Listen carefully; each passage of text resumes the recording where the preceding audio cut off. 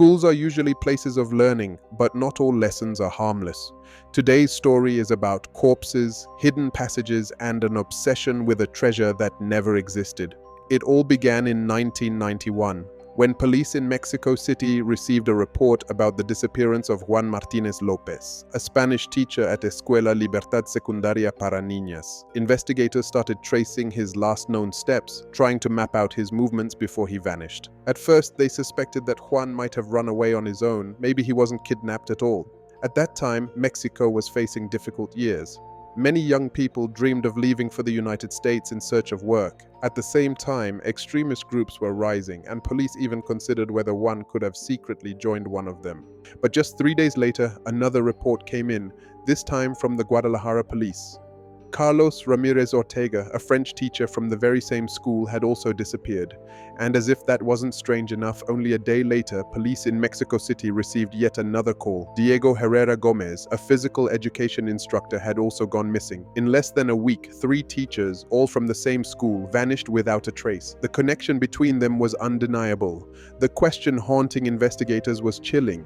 Were these disappearances linked, or was it all just a disturbing coincidence? Within days, Escuela Libertad became the center of rumors, fear, and mystery. Some people began to whisper that the 3 missing teachers had secretly traveled to the Gulf for work. But that theory didn't add up. Their families, not the school, were the ones who reported them missing. And if someone leaves for a better job abroad, they usually share the news happily. Why would they sneak away in silence as if running from something? It simply didn't make sense. The police formed a special investigation team to uncover what had really happened. They focused on the exact timeline of the disappearances, and especially on who saw the teachers before they vanished. When investigators questioned the families, they all gave the same strange detail. Each of the men had been at home as usual, finished with their daily routines when a phone call came. After answering, each one left the house, never to return. That detail was chilling. Juan, Carlos, and Diego were all lured out of their homes by mysterious phone calls. Authorities quickly contacted the Mexican telecommunications company to trace the calls. The discovery shocked them. The 3 calls had all originated from the same place, the school itself. Investigators rushed to Escuela Libertad. Inside, they learned that the entire school had only one working telephone located in the director's office. Suspicion fell immediately on him. The director explained that his office was unique. Unlike other classrooms which could be opened by custodians for cleaning, his office had a single key, kept only by him. If he wasn't present, he sometimes left it with his deputy. He insisted that during the week of the disappearances, he had followed his normal schedule, locked his office, and returned home. Sensing the growing suspicion from investigators, the director quickly added that he had witnesses who could confirm his presence at home after school hours. At this point, the police were certain. The disappearances of the 3 teachers were connected. This was no coincidence. To move forward, investigators needed to understand who these men really were, their personalities, their reputations, and how they treated others. When they interviewed colleagues and people around the school, everyone described the same thing. Juan, Carlos, and Diego were quiet, respectful, and kept to themselves. They never caused trouble, never had conflicts. The school's deputy director added something interesting. The 3 missing teachers were among the very first staff members hired when Escuela Libertad had opened. At the time, this detail seemed unimportant, but it would later prove to be a key piece of the puzzle. Despite extensive investigations, the police found nothing. They distributed photos, descriptions, and ages of the missing men across the country. Yet no trace was ever found, almost as if these teachers had never existed. Rumors quickly began to spread. Some said the men had secretly fled Mexico. Others whispered that they had been involved in drug trafficking, but these were nothing more than wild theories with no evidence. There was, however, one rumor that almost nobody dared to believe because it sounded more like a ghost story than a lead. Locals whispered that the spirit of the school itself had called to the 3 teachers and consumed them, just like what had supposedly happened years earlier to a student. And that right there was the detail the police had ignored, the very clue that tied everything together. Back in the 1980s, tragedy struck Escuela Libertad. A student named Raúl Mendoza was found dead in the schoolyard. The entire campus awoke to the horror of his lifeless body lying there. Investigations went on for weeks, but in the end, the police ruled it as suicide. Yet one haunting question remained: why would a young student choose to end his life inside the school and not anywhere else? The case left scars. The school was shut down for 2 years, and when it reopened, half its students had left. Parents were afraid, and the community whispered dark things about the place. Rumors of curses and hauntings spread like wildfire. An unexplained suicide in a school during the 1980s, something people in Mexico were not used to hearing about. Naturally, they turned to other explanations: ghost stories, supernatural whispers, tales of a cursed building. But the chilling question still hung in the air. Was the school truly haunted, or was it all just a series of coincidences? To find the roots of this story, we have to go even further back, to 1927, during Mexico's aristocratic era. A wealthy family led by Don Alejandro Alvarez had returned from France. He came back with his French wife Rosa and their daughter Valeria after inheriting his father's fortune. Don Alejandro chose a quiet district in Mexico City as the site for his dream villa.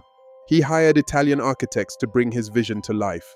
When it was finished, he named it La Esmeralda because its design reminded him of the Moorish palaces of Andalusia. The villa quickly became a gathering place for the elite. Lavish parties, cultural salons, and intellectual discussions filled its halls. But behind the luxury, darker stories emerged. Rumors spread that Don Alejandro indulged heavily in alcohol and gambling. Worse, it was whispered that his vices made him cruel toward his wife and daughter. Then came the most horrifying event of all. One night, Don Alejandro Alvarez led his 9-year-old daughter, Valeria, into the basement of La Esmeralda.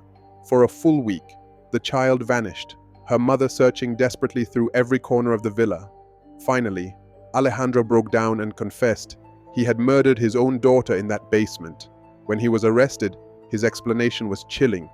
He claimed that voices in his head had demanded the sacrifice of his little girl. The courts sentenced him to death.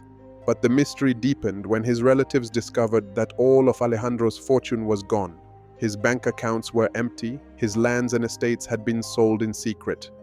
The only thing that remained was the cursed villa. His wife Rosa, shattered by grief and unable to stay in the country where her daughter had been killed, left Mexico forever. From then on, rumors began to spread. People whispered that Don Alejandro had converted all his wealth into gold and hidden it beneath the villa's basement. That was why he spent countless hours down there alone with his secrets. The legend of the treasure attracted thieves and fortune seekers, but according to locals, none of them ever succeeded.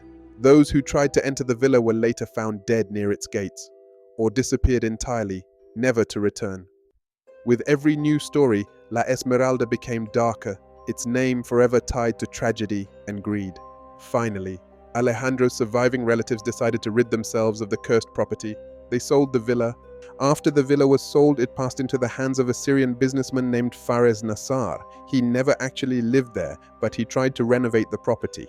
In 1942, during World War II, Nassar rented the villa to British soldiers stationed in Mexico. At first, it seemed like nothing more than a temporary housing arrangement. But soon the soldiers began telling strange stories. They claimed that at night they often saw a little girl running through the garden or heard voices echoing from the basement. One night, their fears became real. A soldier named Henry Collins was found dead in the basement under disturbing circumstances. The official report listed it as a suicide, with no signs of foul play. And yes, archives show that many soldiers during the war suffered from psychological stress. But if Henry's death really was suicide, how do we explain the countless other stories, unanswered and unexplained?